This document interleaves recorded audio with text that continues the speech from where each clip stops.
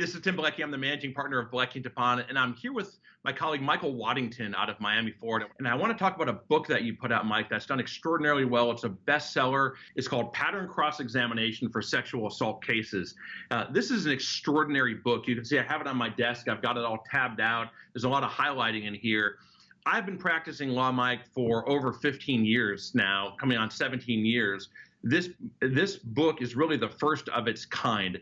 And what this book is it breaks down different cross-examinations that you're going to have to do or going to have to take on in any type of a sexual assault case.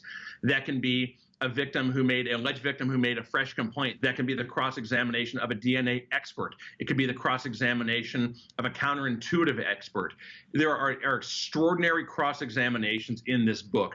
And while certainly you can't take a cross-examination and cut and paste it and try to be successful at trial, this book breaks down how to do cross-examinations. And so the way you use this is if you have a case, let's say there's a DNA case, and maybe there's an issue of YSTR DNA, and maybe you're a new practitioner, maybe you're an experienced practitioner, and you've got to go up against a hired gun or a very competent expert on YSTR DNA.